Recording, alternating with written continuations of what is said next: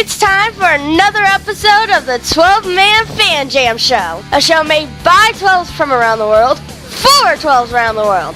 I'm Mozette, and here is your host and my dad, the self-appointed Reverend Moses of the St. Paul Island Church of Seahawk Positivity. Yes, thank you, Mozette, and welcome to episode 547, the 5th season finale and Fan Jammy Awards edition of your 12-Man Fan Jam Show as we get ready to close the door on the 2017 season. And what can I tell you? The Patriots are mortal. Okay, alongside myself, of course, is the 12-Man Fan Jam Show posse. Oh, look, it's from merry old England. It's the yin to my yang. It is Matt. Hi, Matt. Good morning, Moses. How are you? I am fantastic, Matt. How are you, sir? Well, I was a little worried that this show wasn't going to go ahead, actually. Why is that? Why would that be? Well, because there was a shutdown going on over there and everything's not working and your internet's too slow and I'm in a big room and it's just a complete disaster from start to finish. But we're here. We're going. That's okay. You are actually in the awards ceremony. We're holding the awards ceremony, waiting for everybody to show up. Yes, absolutely. So, yeah. Getting to jump on the caviar. Speaking of caviar, hey, look, there's Will. Hi, Will. Hi, Moses. How are you? Fantastic, sir. How about yourself? I'm doing okay, but I'm thinking, since this is our season finale, maybe we should end on a cliffhanger or something. Maybe have somebody shoot Moses at the end of the show, and then we can all guess who it was. Well, we may have a cliffhanger. I get to shoot you? Hold with me here first, because first I have Matt, you're English. You don't have handguns. I'm going to let you finish. But first, it's Statsman Mark. Hi, Mark. Hey, how's everybody doing? Wonderful. How are you, sir? Dennis, I'm learning there's all kinds of recovery, and what I'm talking about is I suspect I'm the only one among us that lost their federal tax return on the New England Patriots. So, now hopefully I'll be reimbursed, but it was bittersweet. I'm sorry they shut down on you, sir. Oh, it was so beautiful, Moses. It was a monster 10-point teaser, so I got 10 points to play with, and I had, you'll love this, I had New England plus 5.5. Now, you remember they were only losing by 5. And then I was waiting for Philadelphia to get a first down and take a knee, and I would get a new pair of Pumas, and then it just exploded. And oh dear. Yeah, I think my bookie's using a non-caller ID. It's difficult to navigate. Anyway, I smell a GoFundMe for Pumas coming up. But things are looking. How many tokens was that? Oh boy, that was 10,000 tokens, I think. Anyway, and you move the decimals. So anyway, but things are looking up because in Philadelphia there's a hazardous material job open to where I get to clean up the city of Philadelphia. So. Hey! Woo! And extra bonus, half the shops don't have any windows anymore, so you can help yourself to your own Pumas. Yay! That's right. And that series of jokes took way too long. So that's all right. Back to you. Hey, you may notice it's our last show of the 5th season that Dustin is not here, and we're not quite sure why.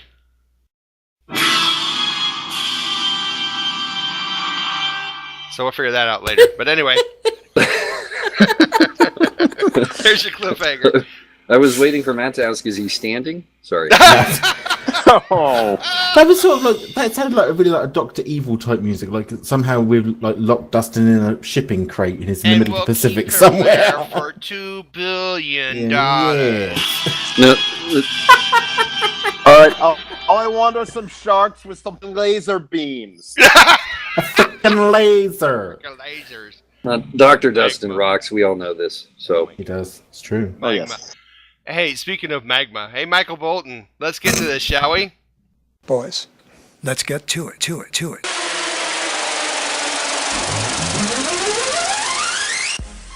Yes, let's get to it.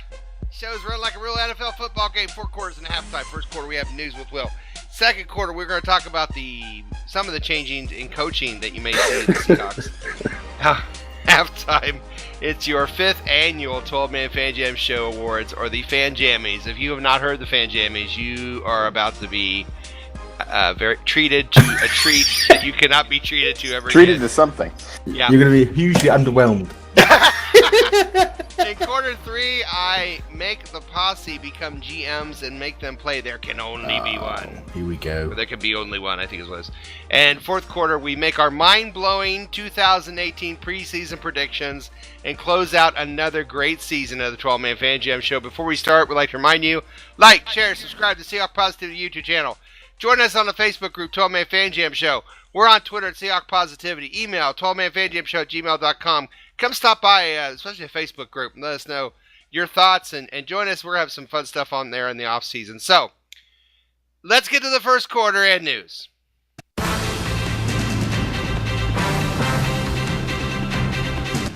Yes, news from around the NFL with our news hound Will. It's the 12-Man Fan Jam Show News Report brought to you this week by the Josh McDaniel Boomerang.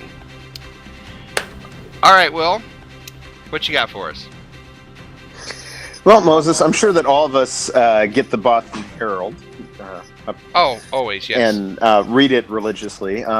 And notice the story in the morning edition about how Tom Brady was supposedly going to skip OTAs unless he receives a contract extension that carries with it upfront money similar to what his former protege, Jimmy Garoppolo, is going to receive for the San Francisco 49ers.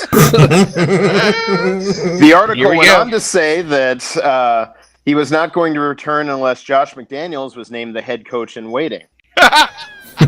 Crazy story. Sounds very interesting.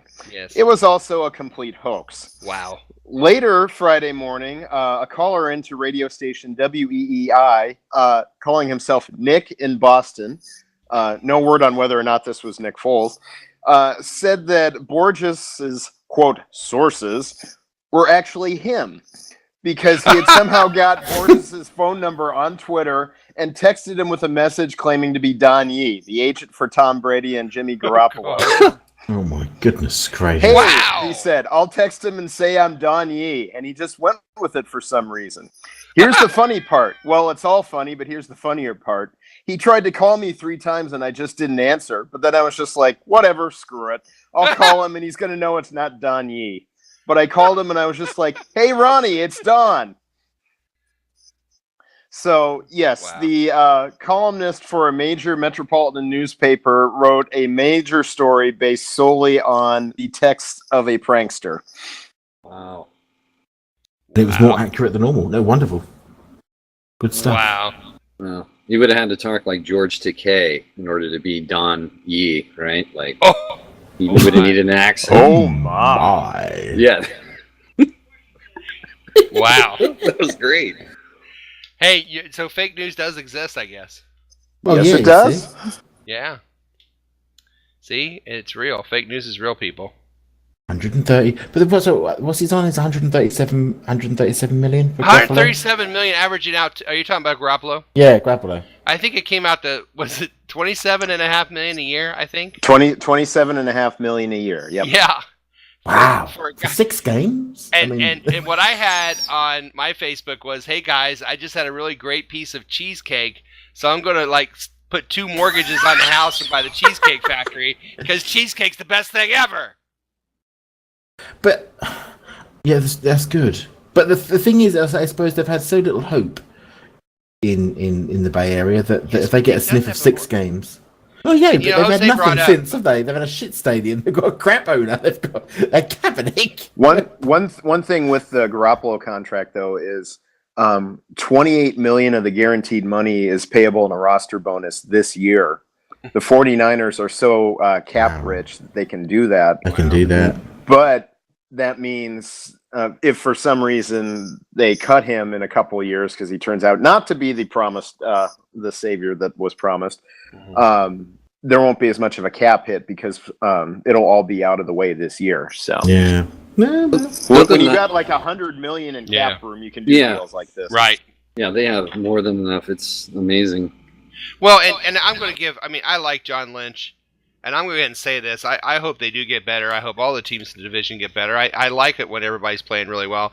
And I wish John Lynch absolute best down in San Francisco. I really do. He has obviously, this is his line in the sand. This is his, I'm going to ride to the 6th plane of hell or to the Super Bowl with this quarterback.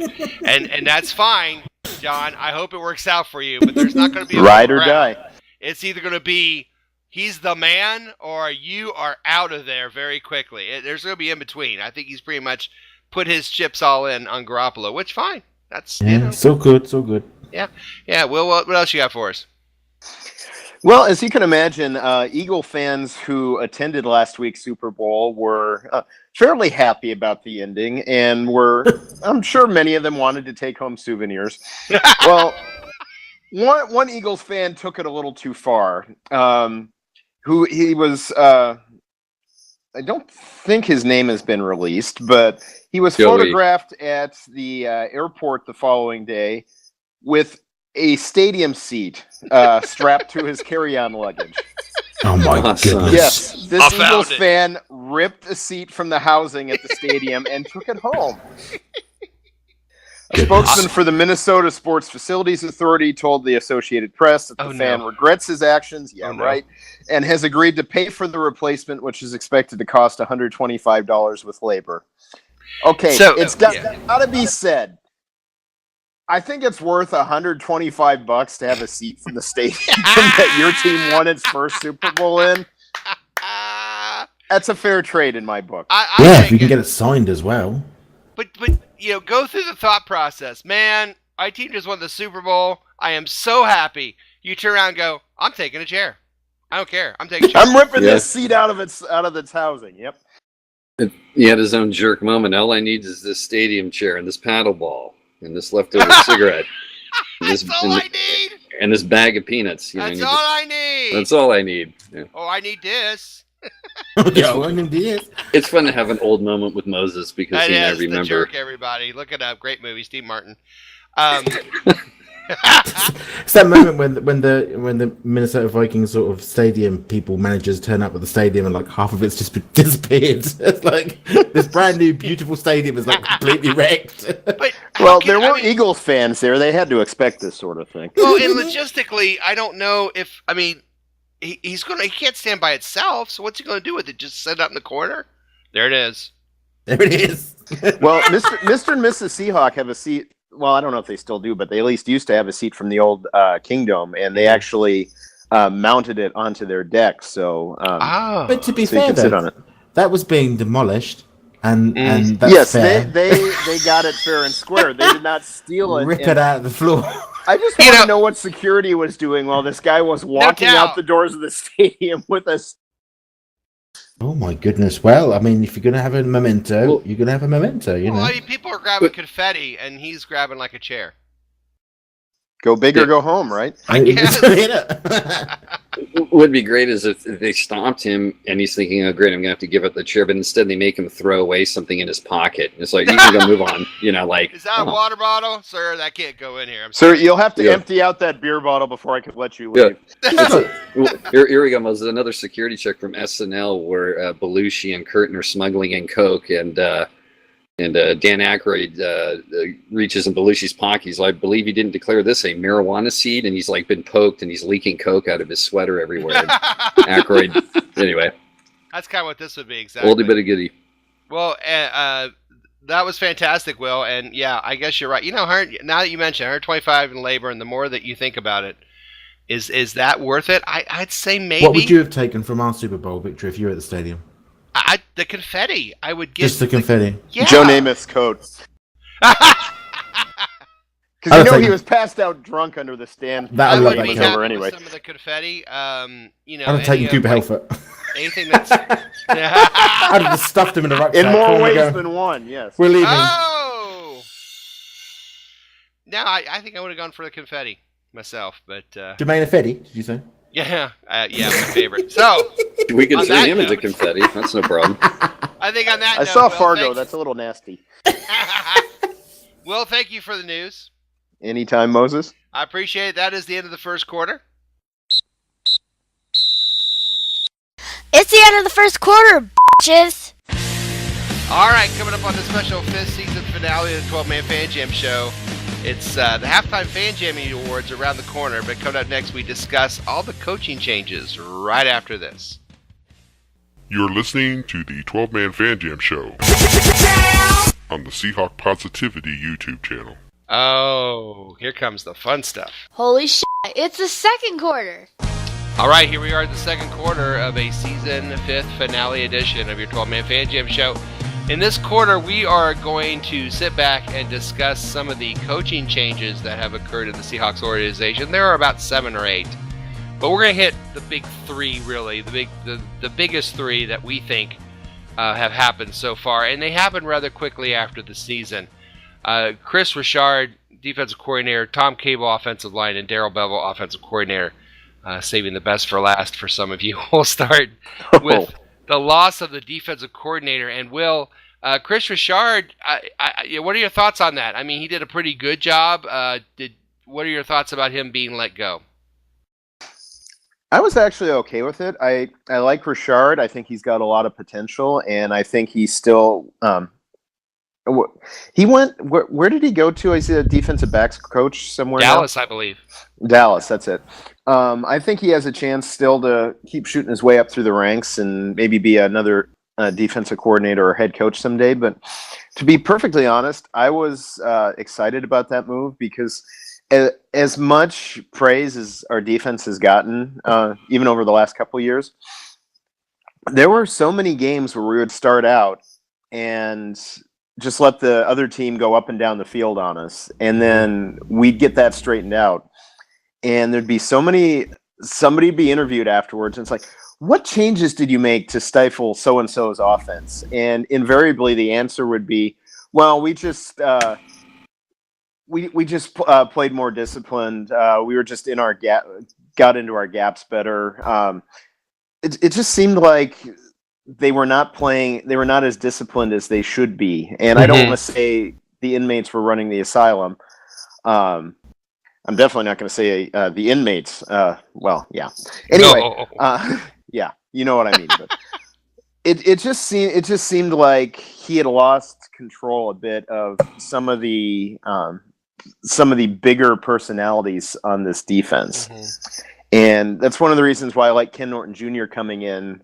Because, yeah, he's not an X's and O's guy. He's not somebody who's going to come up with these really intricate defensive schemes. But we've never really been predicated on that anyway. It's just put guys in the right position and turn them loose. But they need to have somebody riding shotgun on them that's going to keep everybody focused on what they're doing. And I don't think Chris Richard was really doing that well over the last couple of years. And I honestly think, and we don't know, but, when Quinn left, it looks on the outside that it was clearly between Richard or Ken Norton Jr. And was that decision made with the LOB in mind? Hey, we're going to keep your guy, the defensive back coach, as opposed to a linebacking coach? I don't know. That's all conjecture. But it seemed to look that way at the time. Matt, Ken Norton Jr. coming back over Richard. Do you like this move? Yeah, I do. I mean, as I said when we were sort of musing about what was going to happen as far as coaching is concerned, I am all for a coach shake-up. I'm all for new, sort of, I say new eyes, obviously Norton's coming back, but I'm all for new eyes coming in and looking at the sort of pieces that we have available and seeing whether or not some more can come out, get some more out of them. I think especially with the defense, I think the shine has come off the defense a lot. I think, a few years ago we were sitting here talking about the unbeatable, completely impenetrable Seattle defense. Well, we haven't really been all that impenetrable this year. So I think, a fresh pair of eyes, come back in, inject a little bit of sort of competition back into it maybe. I think there's some really good players out there, but I think I like the idea of a churn. I like the idea of churning management up and churning coaches up. I think it's a good idea.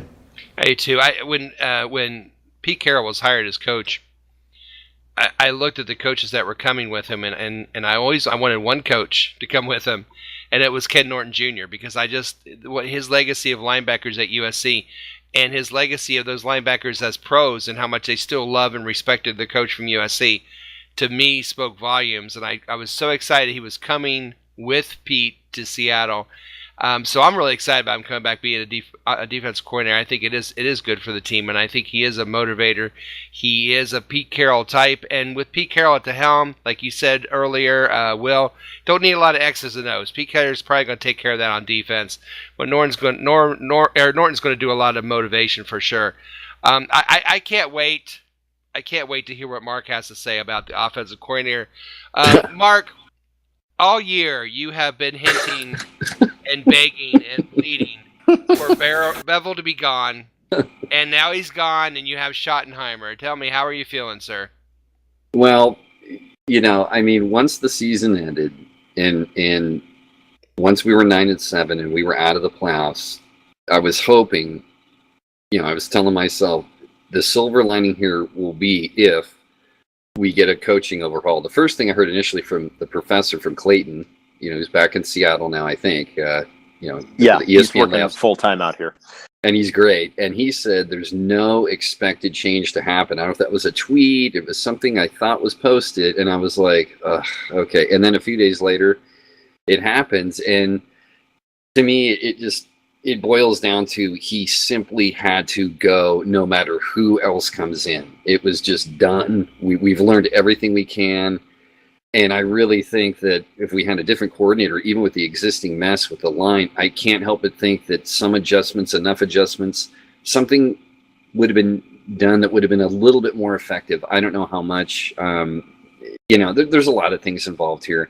Now, what's interesting is at this point, has he been hired anywhere? That's the question. Does anyone know? No, because no. But that's kind of. That kind of lends itself to it. This guy has never been a hot ticket for the last couple of off seasons, and he just had to go. Thank God, I was able to fight my way through, and I got the gong and I bashed it, and the guy, and we had a nice purge there. So, anyway, yeah, and Mark and I have talked. That's what Chuck Barris would do. Have talked at each other about this a lot, and I kept throwing numbers at Mark, which Mark didn't like, and I know.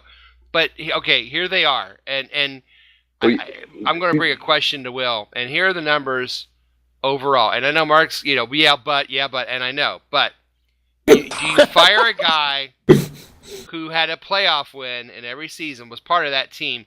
Here's the overall stats on the offense. 2014, 9th. 2015, 4th. 2016, 12th. 2017, 7th. But then they fell big time at the end. Will, do you think that they were waiting for a reason to justify it? Or do you think that, I don't know. To me, it looks like you couldn't really, if you let him go after last year and you look at those numbers, you say, well, how can you let that guy go? But now you're 9-7, you're out of the playoffs. Do you think they were just waiting for a reason? I don't know if they're waiting for a reason necessarily, but I will say I think they took the opportunity when it arose to make a change, because when you look at Darrell Bevel's tenure as Seattle Seahawks offensive coordinator, it all comes down to one play, and we all know what play that was. The 4th and 7 when Curse caught the championship against the 49ers? Yeah, no.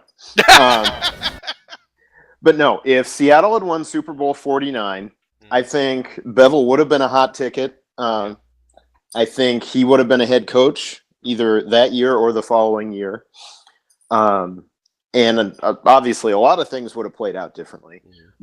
And you heard it from Sherman, Richard Sherman, even as late as last year. That's still stuck in everybody's craw. Sure. And I think losing that game the way they did, it's just... There was a stain put on his tenure here as offensive coordinator. Now, we can go back and forth saying, okay, yeah, he did this wrong, and yeah, okay. Oh, but the offense was ranked this. Okay, yeah, it was. But it was all about a change had to be made. It was not working. And I'm not going to speak for Mark, but I know Mark would counter with, and I think it's fair to counter with, yeah, but Marshawn Lynch and Russell Wilson and Jimmy Graham, you shouldn't be 12th. You should be 3rd, 2nd. It should be a better offense, and I wouldn't disagree with that. Matt, are you happy to see Bevel go? Yeah, yes, I am, but not because I've got some sort of irrational hatred of Bevel or anything at all. At the end of the day, I'm not saying that Mark has either, but you know what I mean. For me, I think that again, I'll go back to my original point. There comes a moment where you've got to make some decisions as a team. We have run, pretty much the same since 2011, 2012. Sorry. Yeah. And it gets to the point where some of those players are dropping away, some of that talent is not quite what it was before, and it's good for a churn, and it's a good opportunity. Now, I can't say, we have got a Super Bowl win under our belts, if I remember correctly. And okay, yes, that 1 yard nightmare that will remain with all of us forever and ever, amen. But I don't think you can put all of that on Bevel. But at the end of the day, it's there. There's also a very good play by Butler. Just saying. Yeah. No doubt about that. So at the end of the day, I think it's a good opportunity to do a churn of coaching. I think the fact that Bevel has not been picked up by anybody else does tell me that there is, other people have noticed stuff too that they don't particularly like. But how often when we're reviewing games, and we review every game here on the 12-Man Fan Jam, we do all of this stuff. How often have we sit there and said, I really don't understand that play. I really don't understand why we're doing this. I really don't understand why we keep doing this, third and long nonsense or whatever we're talking about. Why are we always in third and long situations this year? Or, this is the sort of stuff where, okay, maybe a fresh pair of eyes can come and have a look at it. Yes. And I think that can only be a good thing for us. I really do. I do too. I agree with you. I think you got the absolute right idea. Yeah. But my thing quickly was, in a lot of cases, I think it's the players that make coaching look better rather than vice versa for the most part. Yes. That is my general feeling. I think in Seattle's case, it was a huge discrepancy that the offense in its peak with Marshawn and everything going on. Yeah. They covered a lot for those statistics have more to do with our players, much more so than him. In other words, I think that's fair. Another offensive coordinator could have had the same tenure as Darryl and matched those numbers, if not better, with the same group. That's my You're opinion. absolutely right, Mark, because if you think about it, you think how many times Russell Wilson has got us out of a hole because he has the ability to run around out of the pocket and keep plays alive. Yeah, divine intervention. Indeed, that keeps a whole multitude of sins from the calling of plays. If they've gone wrong, that can be completely wiped out because suddenly it's a 30-yard play off the back of a complete sack. So I think you're absolutely right with that. I think players do a lot to keep us afloat sometimes. I agree. Last roundtable question. We'll start with Will. Cable gone at offensive line. Solari in. Is this offensive line going to be better next year, Will? Well, I fail to see how it couldn't be better. There you go. Seriously, I heard the news that Cable was out, and I thought, see, guys, prayer does work. But, of course, like I'm sure most of you, I had a couple bricks in my shorts earlier that same day when the rumor was he was on the short list for offensive coordinator. It's like, yes. But, yeah, this move, out of all the three of them, this move absolutely had to be made. I mean, during Cable's tenure, we never had a great pass blocking offensive line, and that's been mitigated by Russell Wilson's mobility to an extent. But the running game being as bad as it's been the last 2 years, and especially this past year, it's inexcusable. You look at a guy like Alex Collins, who did nothing here and goes on to get around 1,000 yards in Baltimore. Yeah, our running backs since Marshawn Lynch retired have not been the best. Fair enough. But they had no holes to run through. They haven't. I mean, first, I lost count of how many times we tried to run the ball on first down, and forget not gaining yards, we'd lose 4. Oh, exactly.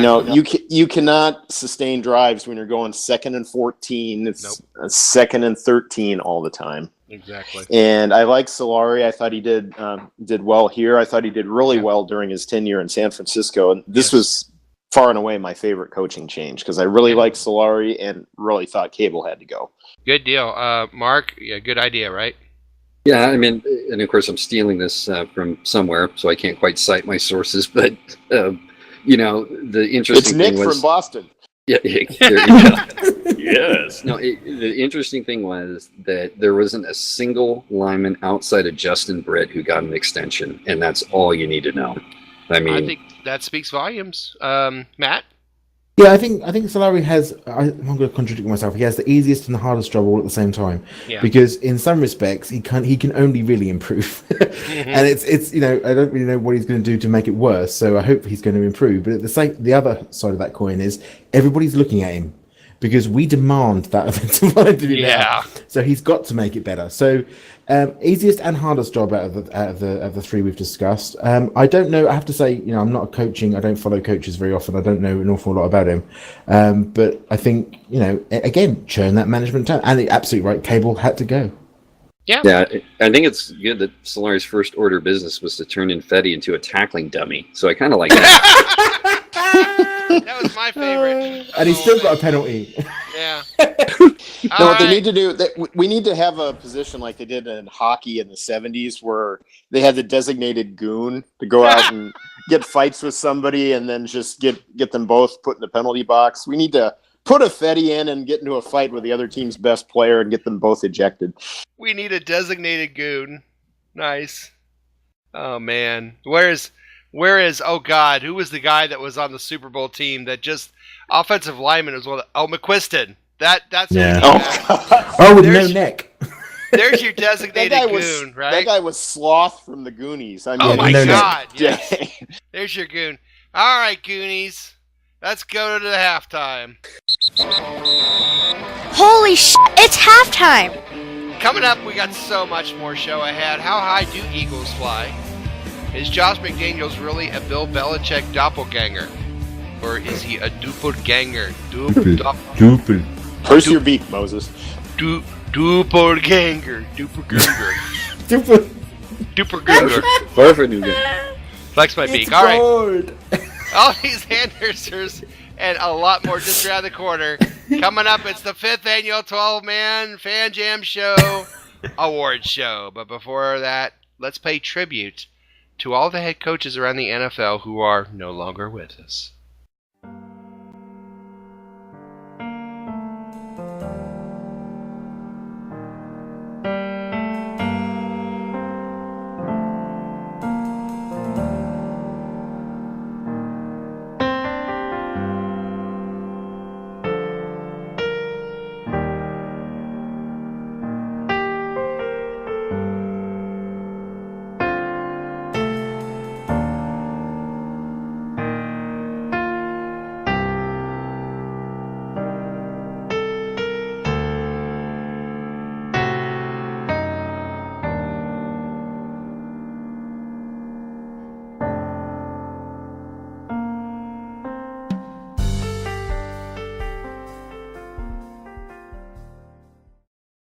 Hi, I'm Rosette, and you're listening to the 12-Man Fan Jam Show.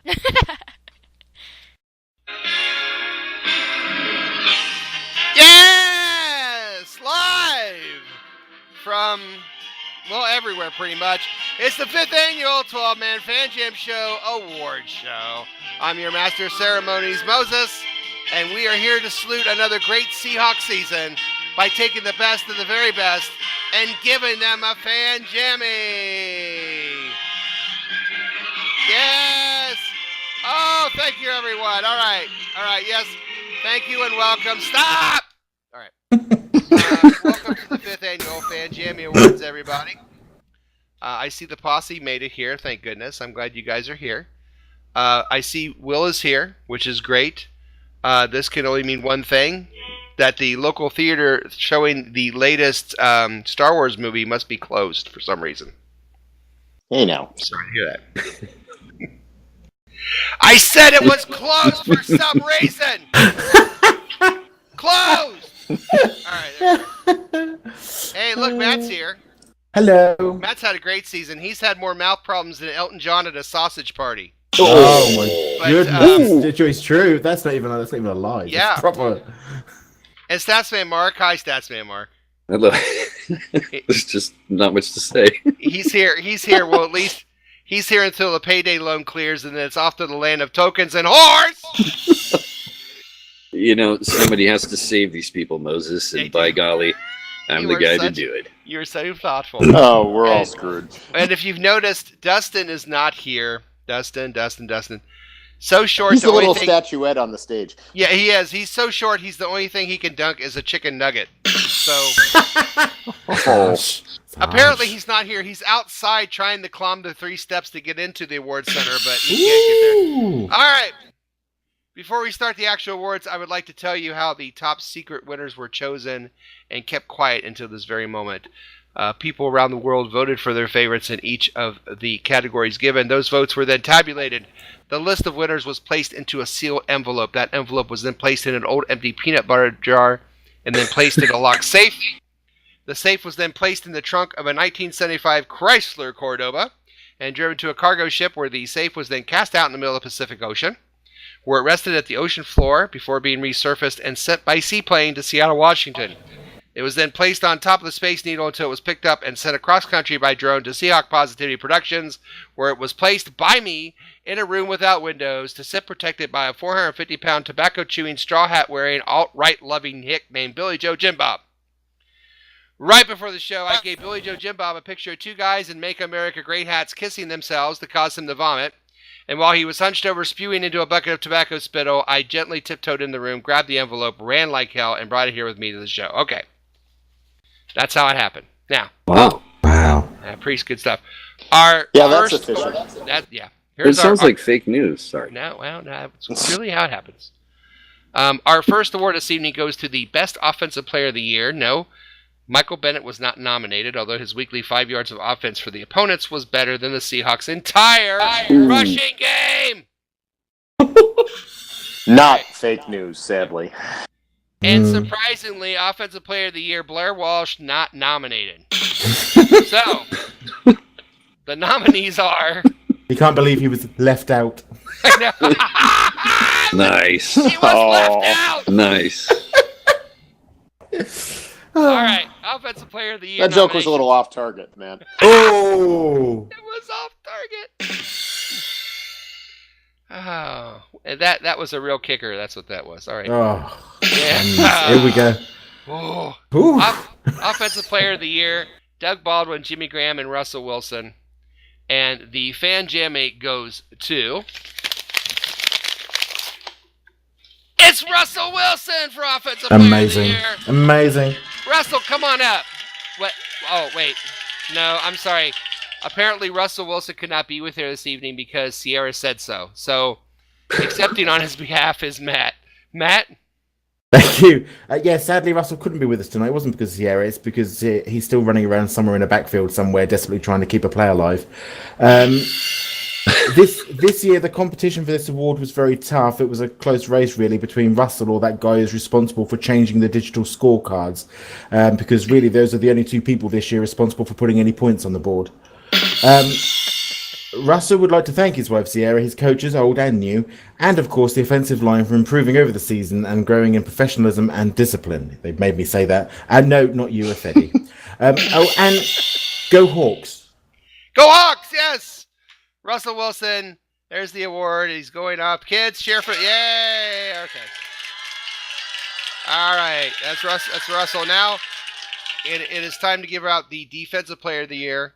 A player who would stop teams from scoring. And again, surprisingly, Blair Walsh not nominated for this either. So,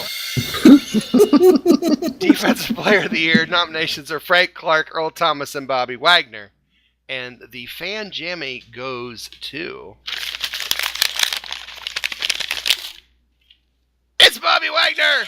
Woo-hoo! Bobby Wagner, come on up. Wait a minute. I'm getting... Bobby Wagner could not be here with us this evening. He is off to his off-season job of bouncer for Jay-Z. So accepting on his behalf is Will. Will? Oh, thank you. I'm honored to accept this on Bobby's behalf. He's asked me to thank all of his fans, of course, and his coaches for being one of the few players on defense who's not rumored to be retiring or on the trade block. And also thanking Eastman and Laird for creating the Teenage Mutant Ninja Turtles. So go Hawks, and let's get her done again in 2018. All right. Bobby Wagner, everybody. All right. Now it's time for our third nomination tonight, and it's time for Score of the Year. No, Matt, it's not when you get backstage passes to a Boyz II Men concert. Will, it isn't when you get Darth Vader toaster with optional extra dark side settings. Says you. And Mark, it isn't 2 for 1 night at tokengirls.com again. I'm sorry. The Score of the Year were the following: Russell Wilson's 26-yard run against the Colts, Graham's 18-yard catch against the Texans, Graham's 3-yard catch against the Cardinals, and Coleman's interception return at the Cowboys. And the winner is, the Fan Jammy goes to, it's Russell Wilson's touchdown score against the Colts. All right. Well, as you know, Russell is not here, and accepting for score of the year is the man who needs a score, Statsman Mark. Mark. How many tokens will that cost me? Now, so I happily accept this score of the year for Russell. You know, I mean, the guy really, it just captured him being a one-man show. I'm wondering, like, if he sleepwalks, if he doesn't figure eights, and he says, "Look out," because you know the guy was under constant duress and night terrors. And he, you know, we're always going to be, you know, in the mix in the division as long as we have that guy at QB. It's really that simple. And he does a lot this season. Really, boy, I mean, under the circumstances, it was unreal what he was able to do. So. RW, you know, we're glad we have you, if I can talk, locked in. Boy, I'm like an old man. You're getting emotional. It's emotional. It's getting emotional now, man. He's getting word show emotional. It happens. Listen now. All right, thank you. Yeah. Play him off. Turn that music on and play him off. That's the Mark's getting emotional. We got to carry him off. Okay. It's my smoker's cough. It's like Appalachian black lung cake. Right. Keeps coming up. Hey, our next award is for Game of the Year, and I'm sorry, Kevin Hart, but Jumanji isn't nominated for this either. So, and Dustin, if you're listening, your precious Game of Thrones isn't on here either, so it's not the Game of the Year. Game of the Year nominations: Seahawks over Colts, Seahawks over Texans, Seahawks over Eagles, and Seahawks over Cowboys. And the Fan Jammy goes to... It's the Seahawks over the Texans, 41-38. Yes. Excepting for the Texans, who are too busy looking for bubble wrap unitard that will fit J.J. Watt, is our own Moses. Why, thank you, me. I would like to first thank the Houston Texans offense for making the trip to the Pacific Northwest. God knows their defense didn't. I'd personally like to thank the linebacker that let Jimmy Graham run wide open across the middle of the field for the game-winning touchdown. I'd like to thank Nick Vanette, who brought Techno Thursdays and the flute to the Seahawks, because nothing is cuter than seeing your short quarterback skip and play an imaginary flute to a touchdown celebration. Yeah, let's see Brady do that one. All right. And finally, I'd like to thank John Watson for being so damn much fun to watch, even if he's on the wrong team that day. All right. Yep. Wow. Well, you know, every year on the show here, we make predictions, prognostications, and we give game balls out for the Seahawk game, and we match our picks from the show with 5 other people in a friendly, somewhat friendly competition known all season as the Posse Prediction Challenge. Well, the season was a rematch from last year between Team Posse, which is myself, Matt, Mark, Dustin, and Will, versus Team 12, Little Mo, Jose Rodriguez, Mike Pascal, Tom Lucas, and Mark Ty Turner. But even though it was a rematch, we had the same result as we had before, because as once again the Posse Prediction Challenge Champion Award goes to all to Team 12. Yeah. Once again, we was robbed. Congrats to them. Unfortunately, they could not be here because I didn't feel like inviting them. So they're not here. We're keeping the damn award. Not only that, but we do have overall individual awards for our predictions, and the Posse Prediction Challenge overall champion was none other than Game Buzz comic extraordinaire himself, Mike Pascal, who won this year. What up, Mike? And Mike could not be here, but he did send an acceptance speech for me to read, and I'm reading this exactly as he has it. First, I'd like to thank my fellow competitors, everyone on Team 12 and on Team Posse. Ooh. Kudos also to Jose Rodriguez, who was in the top 2 for the second year in a row. He's a model of consistency, unlike Blair Walsh in the Hawks season. True. Well, no, Blair was consistent. He was just rubbish. Yeah. Secondly, I'd like to thank not just the members of the Academy, but every part of their bodies. Third, I'd like to thank the Google, not for research, but for finding the best place to buy the darts I used to throw at the wall and make my picks each week, and for finding where to buy the best spackle to fix those damn holes. And last, thanks to a bunch to our Reverend Moses for not only putting up with our shenanigans every week, but for having me on the show and putting up with my myriad technical issues and ignorance of internet tubes and computer thingies. That's why I chose to type out my speech, so absolutely nothing goes. All right. Thank you. What up, Mike Pascal, everybody, overall champion. You gotta love that. Yes. Yeah. We'll get you next year. We'll get you next year. Fantastic. And, you know, there's one award left. There's 2 awards left.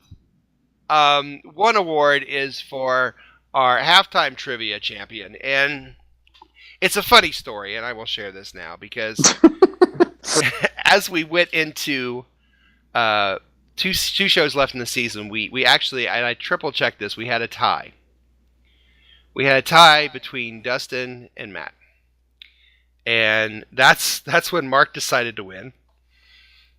And then the next week, every Cleveland has to. That's when Mike Pascal decided to win. So we ended the season with a tie, even though there were 2 shows left and neither one of them could break the tie. So I thought we could do it here. Well, Dustin couldn't make it, so I win. So Dustin and Matt both must be present to win. Matt? I'm ordering the trophy. Matt and Dustin, the 12-man Fan Jam Show halftime trivia champions for season 5, the co-champions. Maybe we should have a cage match to determine the winner. We should. I'd win that. We might do something at the start of season 6. I don't know. Should I do that? Should we break the tie season 6? To bring Get that the out of the way. What? Maybe we'll do that. Okay. What, a cage fight? Okay, cool. Yeah. And finally, as you know, as amazing as it may be to people who actually listen to this thing, it's amazing as fact that people actually listen to this show. Let's start there. We are not professionals. No. I know. We tend to make mistakes and get off topic, forget our lines. The audio's Bad not stuff right. happens to good Stuff, people. yeah. And so it's with great pleasure that I present our final award, which is Outtake of the Year. We had over 9 outtake reels. Oh, God. Almost, they're all over 5 minutes each. Almost an entire hour of just outtakes from the season alone. And we sat and we analyzed this, and there was one that kept showing up on everyone's radar for this. And I love it because the best part about this winner this year is it's a bit unusual because it was actually an outtake that we kept on the show. We didn't actually get rid of this. This was actually on the show. It's from episode 523. And I knew it's a really enthusiastic Dustin. So I'm now going to play for you live. Oh, that was good too. This is our 12-man Fan Jam Show award to Outtake of the Year. Here we go. Yes, thank you, and welcome to another fine edition of 12-Man Fan Jam Show Halftime Trivia of the world. The trivia game that tests the knowledge of both our posse and our listeners. Our contestants are the posse themselves. I don't get it. Kudos to Moses for pushing through this. No, I was supposed to say that right there, right? Here are the rules. What? Alright. I'm laughing because he's laughing, but I don't know. Alright, here we go. Oh my god, that was awesome. Okay. I'm starting to question this whole thing about prescriptions. And do you have more? Sorry. Okay, here we go. My favorite part of that, I think, is not just Dustin blowing our eardrums out, not just blowing our eardrums. Whoa, oh my. But Mark, at the end, asking about prescription drugs. And can I have some? Can I have some, please? I fell apart at that point. I think to be fair, he always does that. Oh it was just so outrageously loud. The thing what made me laugh so much about that bit was the fact that it actually made me jump, and I knew it was coming. I knew he was going to say it. I knew it was going to happen. I just wasn't expecting it to be scared that loud. Out of me. At least your chair survived, Matt. And then I laughed at the fact that I was scared because I knew he was going to say it. It was like Dustin turned into Michael Buffer. It's like, while growing, what was that guy from the Super Friends, the Native American who grew into like 50 feet tall? He would say a word and then he would just sprout up. Yeah. What was that? I remember that. That was an old I don't. Yeah, again, we're going too far back, but I just that was like a Michael Buffer. Like I don't know. That was just great. Shazam! Or that guy, the soccer announcer, is just like goal. Yeah. Well, one of those guys. Dustin is not here to accept this award, but if he was, I'm sure He'd screw up. He'd still have no idea why his overzealous scream of the world was so funny, and I, for one, could not really answer that other than say it scared the crap out of me, and maybe that's why I started laughing. Special mention to Mark's request for prescription drugs at the end. Oh my gosh. So, there it is, folks. Believe it or not. That was your 5th annual 12-man Fan Jam show, Fan Jammies. What a great group of winners. What a great group. Hey, that's right. Give yourself some applause. All right. Yes. Again, we Blow clap it out, people. We'll take a little break and come back. We're going to change into some less formal attire. And we'll be right back with the second half of your 12-man Fan Jam show. Coming up next. You're listening to the 12-Man Fan Jam show on the Seahawk Positivity YouTube channel. Holy shit, it's the third quarter. Yes, welcome to the second half of the third quarter of your 12-Man Fan Jam show, our 125th episode, by the way. Hey, you! Yes, you buying a Russell Wilson Yankees jersey. Like, share, subscribe to the Seahawk Positivity YouTube channel. Join our Facebook group, 12-Man Fan Jam Show. Do it now before Russell Wilson takes batting practice. All right. We are going to talk about the Seahawks as they enter the 2018 offseason now in the second half, and we're going to start that by taking a look at this list of unrestricted free agents. There's one on that list that's got to be re-signed. Who isn't and why? Blair Walsh, right? Oh, how did he get hell no. As far as unrestricted free agents, given the very real possibility that neither Cam Chancellor nor Earl Thomas will be on the squad this year, I got to say it's Bradley McDougald. Yeah, because he came in. He's not a pro, not an all-pro, but he's a solid guy to have back there. And since we're probably going to have some young guys getting playing time, I think we need to have a veteran presence there. So I'd go Bradley McDougald. I like it. I like it, Matt. Yeah, I like that too. I think it was great. Yeah, good. You had the same thing? I did actually. Completely ruined me. That's okay. I'll take Blair Walsh. Let's have Blair Walsh back. Let's just do it. You can take Eddie Lacy. No, nobody could pick up Eddie Lacy. He's just too fat. Let's have Blair Walsh back. It's consistent. He's provided enormous amounts of fun for this show over the course of the last year.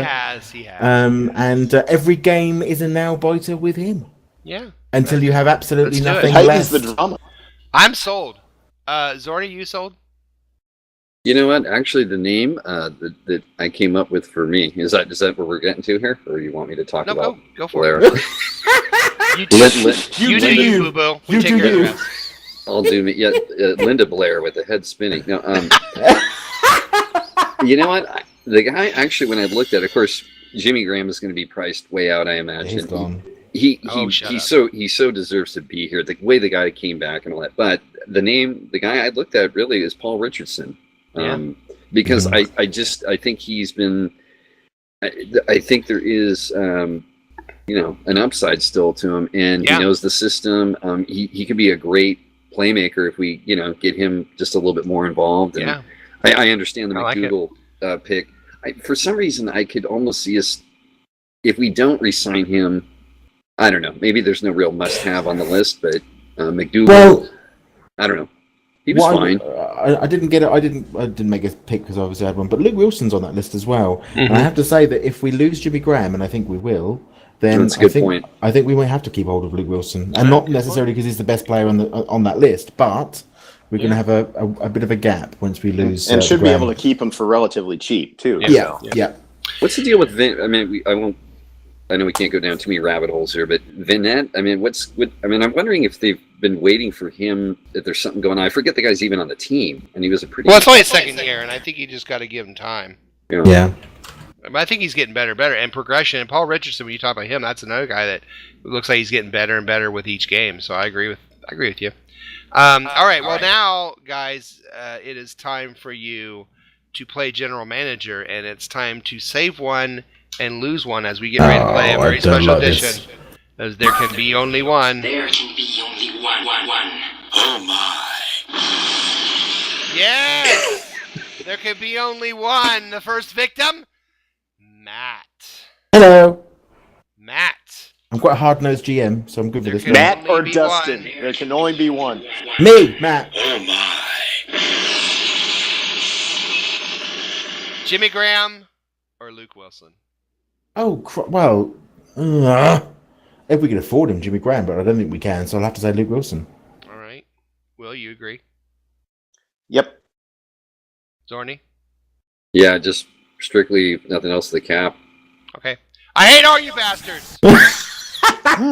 Jimmy Graham! How are you going to fund him? There'll be a Seahawk shutdown. We have every offseason we've gone on going, how can Schneider and Carroll afford these guys? And they make it work. So I'm just letting it happen. You like that bloke off that Project Runway. Make it work. Make it work. Make it so. I'm going to go, you better work it. All right. Next is Will. Will? Yes. There can be only one. Oh my. Terrence Garvin or Michael Wilhoit?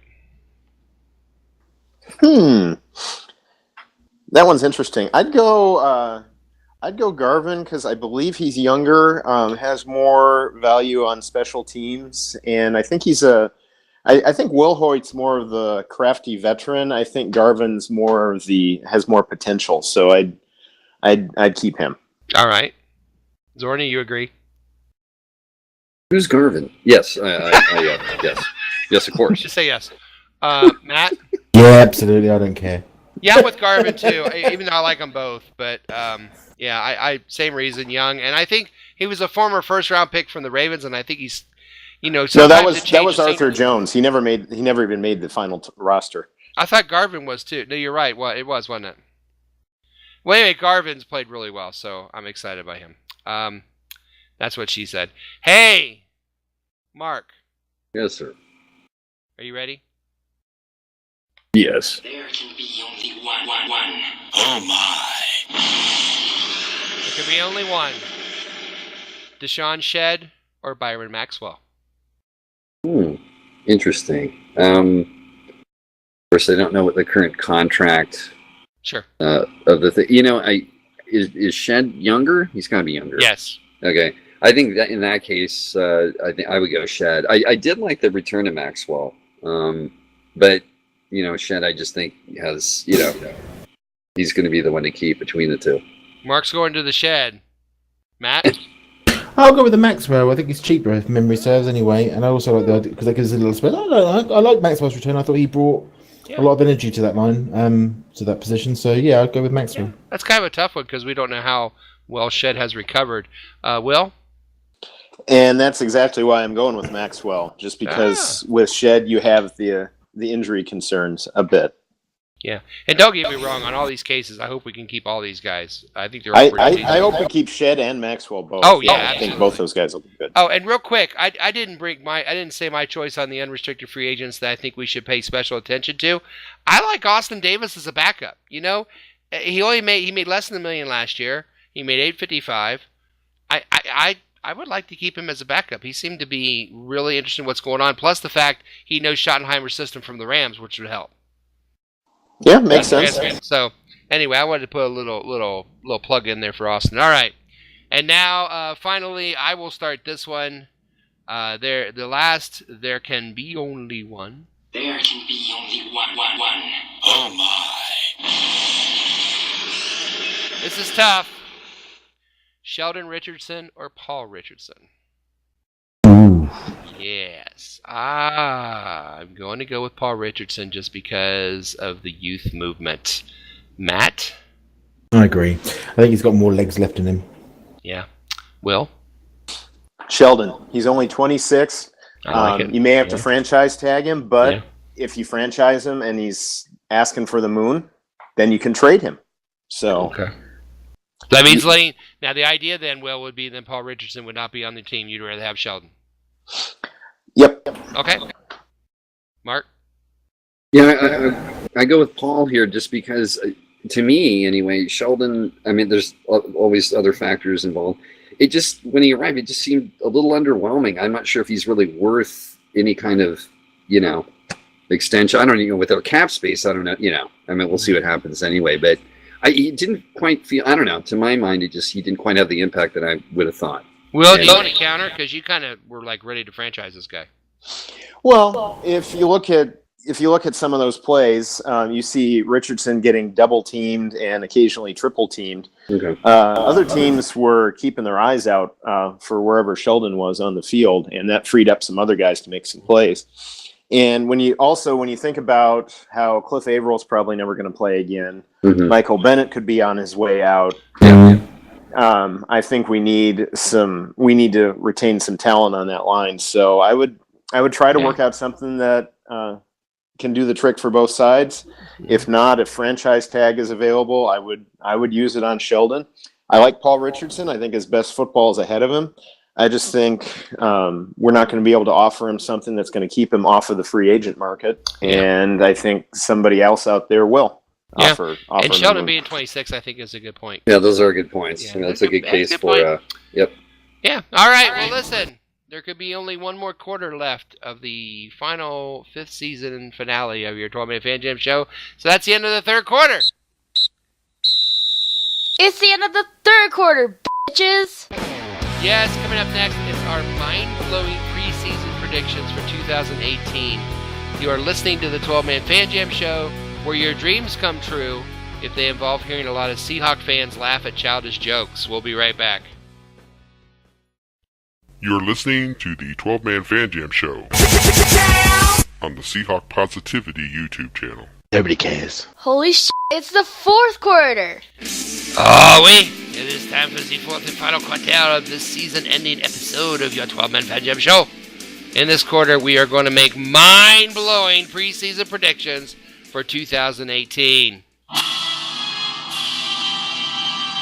They'll blow your mind. But before we do that, I always like to go back to the year before when we did this and say, let's take a look at what everyone said in the preseason last year. By the way, the credentials for this would be from now until the start of training camp, something crazy is going to happen, and we're going to tell you what it is. Last year, after about 5 minutes, Dustin said that we would trade Richard Sherman. Didn't happen. Will was excited about the free agent Bengals on the offensive line and said that we would have either Wentworth or the guard. Do you remember the guard's name? Because I don't. Zeitler, I think. That's it. We didn't get either one of them. Mark Ty Turner went crazy. Could have used them. Yeah. Mark Ty Turner went crazy and said, we'll trade Michael Bennett for Joe Thomas, which, wow, would that have been nice? Until Thomas tore his tricep. Yeah, and then I was, again, unfortunately, I was the only one that had it right, but what a curse. I said that Blair Walsh would be on our active roster, and, well, yeah, he was. Matt, I don't know. I didn't have a prediction for you for some reason. I had a prediction that the Eagles would beat the Patriots in the Super Bowl. Whoa! Unbelievable! Yeah, it was written down and everything, but I don't want to make a big song and dance about it. All right, well, we'll move on. We'll move on to our own now. And we'll start with Matt because I feel bad about last year. Yeah. Matt, what is your mind-blowing off-season prediction for the Seahawks 2018? Well, I predict, right, that the game ticket costs for the Seahawks versus the Raiders in London in October will hit $500 for a seat. I think $500 for a game! I think it'll be the most expensive international game ever. How many pounds was is that? Like 3 pounds? No, it's not. It's about 450 quid, something like that. Okay. Quid? That's what we call them, pounds. Oh. Pounds. All right. Jeez. Why can't you just say dollars like the rest of us? All right. $500 for an international game is his unbelievable, mind-blowing preseason addiction. Addiction. Prediction. Hey, Will, what's yours? Yes. Earl Thomas will be traded to the Pittsburgh Steelers for a first and a fifth round pick. Ooh, ouch. That hurt. Ow. Earl! E.T., you're no longer home, according to Will. Elliot. Given my track record, I just guaranteed that he'll be around. That's true. That's like a long-term deal. Statsman Mark, mind-blowing preseason prediction for 2018. Okay, well, the first part of this isn't necessarily mind-blowing because, of course, we will trade out of the first round once again. Oh, my God! Oh, sorry. Now, I realize Go ahead. I went out on a very long token limb with that call, but the surprise will be when we move down, our very first pick will be running back. It will not be corner, or we're going to get the best available running back and forget about the offensive line for now. Running back? I think so. There's a lot of them, though. Yeah, there are. This is a great class, but I just think even though we're building up front, I think having a young, nice visionary back would go a long way. We'd only lose 1 yard instead of 4, so there's a measure. I know Mark pretty well. Got to start somewhere. I'm going to say on draft day, and we'll talk about this before draft day, obviously, we're going to have our next show, by the way, is probably going to be about a month from now, so don't get too worried about us being gone. I know all of you are crying. Put down the knives, step away from the ledge.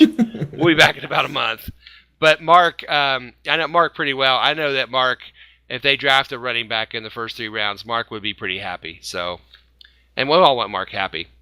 My mind-blowing preseason prediction is personal, and I don't even care.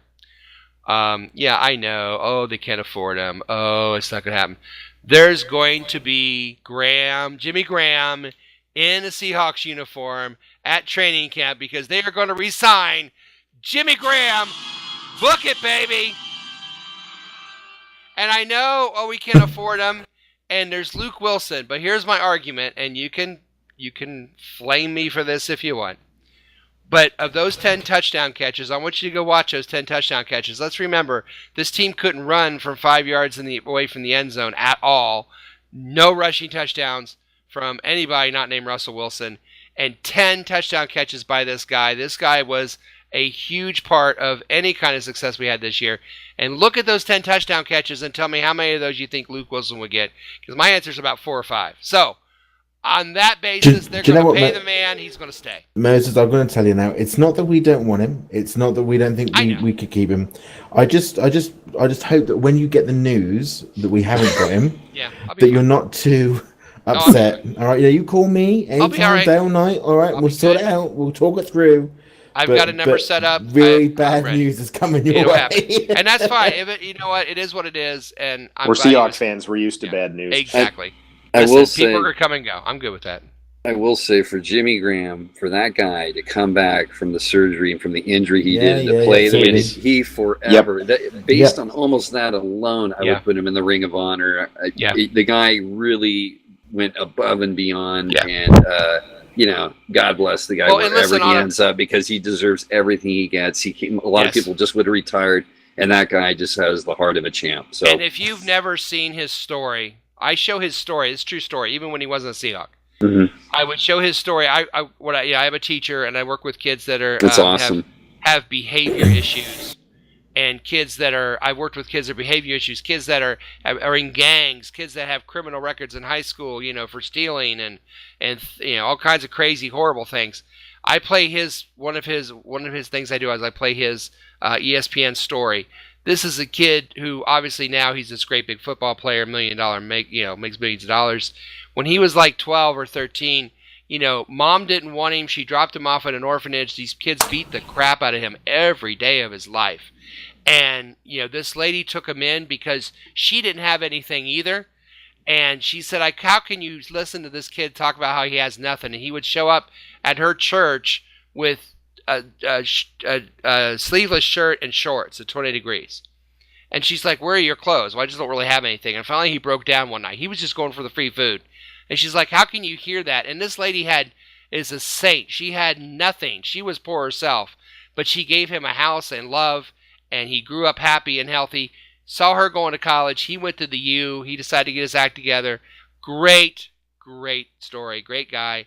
And you're right, he's probably gone. But if he is, hey, it is what it is. That's from a few years. That's from way back, right? That's 10 years way ago back. Is that story? Yeah, I did see it, ago. and it was a great story. I think it was his even his rookie year, maybe in New England or in New Orleans, even. But yeah.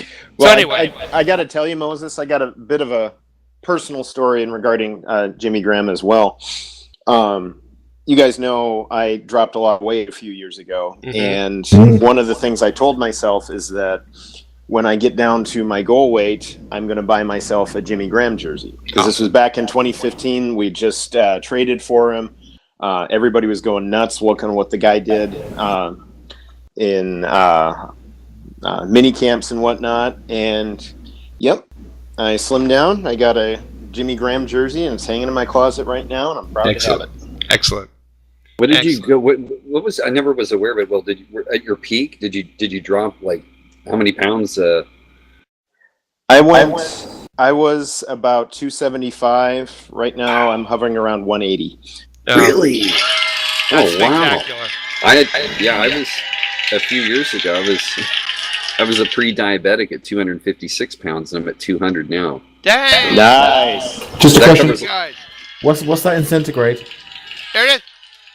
I know somebody's been taking Zumba classes. Oh, that's true. Yeah, that's true. Yeah. Yeah, I don't know what mine is in pounds because we don't do pounds over here. But I'm a big guy. But I have to lose it for health reasons too. So we're all active. We're all inspired. Yes, inspiring story, and we've inspired, and we have been inspired ourselves, and now it's inspiring time to bring another wonderful and amazing 12-man Fan Jam Season 5 to a sad close. We're so glad you decided to waste some time with us this year. We certainly hope you laughed a little and maybe you learned a little something. What did we learn this season? Well, we did learn to push it, whip it, and flip it. We did. That's true. We learned that Dustin hates math. Oof. Not good. Never borrow socks from Dustin, by the way. That's another thing we learned. Oh dear. Or his kids especially. We learned that Matt taught us that you can actually run over yourself with a car, which we didn't know was possible. Right? It's absolutely true. And along those lines, we learned what the hell jacket Alexis, potatoes are and why I don't ever want to hear about them again. Mark learned how far a token can get him. Matt learned the value of a good dentist and that IKEA sucks. IKEA sucks. And Will learned never to count out Johnny Manziel for a great news story, which is always great. We learned, as a group, about Techno Thursdays and Funky Fridays, and finally, I learned to never be ready in time. So, on behalf of my partner in crime, Matt, our news hound, Shadowhawk Will, Statsman Mark, Dustin as the Beaver, Roger Goodell, Mosette, Little Mo, all the guys from the posse, from the 12-man team that beat us, Rodriguez, and Pascal, and Turner, and Little Mo, and who am I missing? And Tom Lucas. Thanks, guys, for everything. For those who listen, thanks for listening. We'll be back probably in about a month or so. But until then, on behalf of all those people, and Johnny Manziel, and Jim Bob Cooter, and Sheila McRae, and Art Carty, good night, everybody, and go Hawks! Go Hawks! Funky Fridays. Another year done. So is next season going to be the gritty reboot that doesn't acknowledge the previous years? 2.0. Catch it soon.